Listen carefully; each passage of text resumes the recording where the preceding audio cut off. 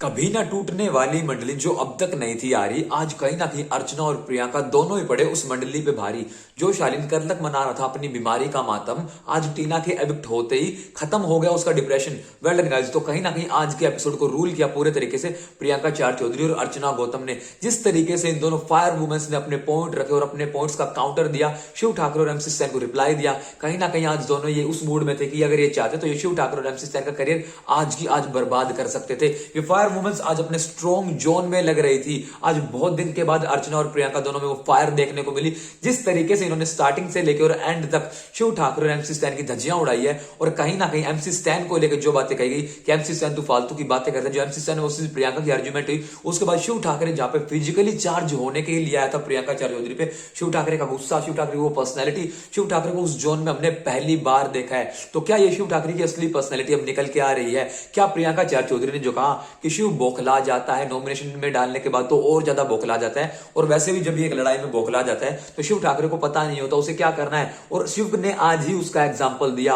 जब प्रियंका और स्टैन की आर्ग्यूमेंट चल रही थी, शिव इतना ज्यादा बौखला गया, सारे के सारे उसने साले सुन लिया, और साले सुनने के बाद शिव इतना ज्यादा बौखला गया कि वो एक रूड वे में, पूरा फिजिकली चार्ज करने के वे में प्रियंका चार चौधरी की तरफ बढ़ गया था बिना बात को सुने ही। शिव ठाकरे इसीलिए कहा गया है कि पहले बात को सुनना जरूरी है, फिर उस बात को समझना जरूरी है, और उसके बाद उस बात पर रिएक्ट करना जरूरी है। कहीं ना कहीं बिग बॉस ने भी आज शिव ठाकरे को इसी बात को लेकर समझाया था कि सुम्बुल ने यह कहा, जब प्रियंका चार चौधरी कन्फेशन रूम में आ रही थी तो प्रियंका रोते हुए जा रही है, अब ये सिंपैथी लेने आएगी। सुम्बुल टोकीर खान, टोकीर की बेटी, पहली बात तो इस घर में तुमसे ज्यादा कोई रोता नहीं है। दूसरी बात, अगर तुम्हारे रोने पे कोई कमेंट करता है तो तुम खेलती हो इमोशनल कार्ड। तो सुम्बुल टोकीर खान, तुम्हें कोई हक नहीं है अगर कोई इंसान रो भी रहा है तो उस पर कमेंट करने का।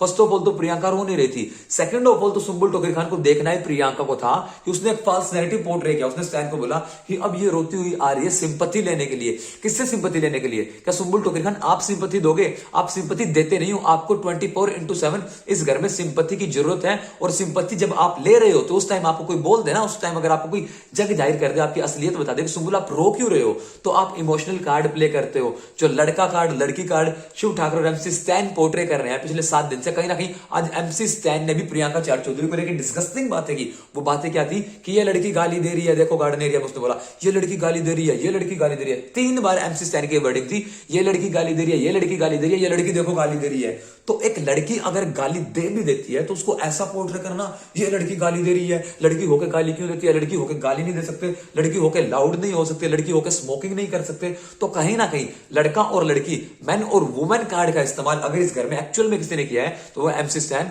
और वह शिव ठाकरे। इन्होंने मैन वुमेन कार्ड का इस्तेमाल करके कहीं ना कहीं प्रियंका चार चौधरी को हमेशा ही दबाने की कोशिश की है, और उसके बाद ये फॉल्स नैरेटिव ये फैलाते हैं कि प्रियंका चार चौधरी मैन और वुमेन कार्ड का इस्तेमाल करती है। प्रियंका ने पहले भी एक ही बात कही थी, उसने आज के एपिसोड में एक ही बात कही कि तुम सब मिलकर मुझ पे चढ़ते हो, और अगर तुम सब मिलकर एक लड़की पे चढ़ते हो तो वो लड़की यही बोलेगी ना कि तुम सब मिलकर एक लड़की पे चढ़ रहे हो। जैसे एमसी स्टैन बोल रहा था कि ये लड़की गाली दे रही है, प्रियंका लड़की है तो लड़की ही बोला जाएगा ना। और आज के एपिसोड में भी शिव ने बार बार यही बात करने की कोशिश की कि लड़का वाला मैटर, लड़की वाला मैटर, जेंटलमैन वाला मैटर। शिव आप अपने आप को जेंटलमैन कहलाने पे इतना दुखी क्यों हो?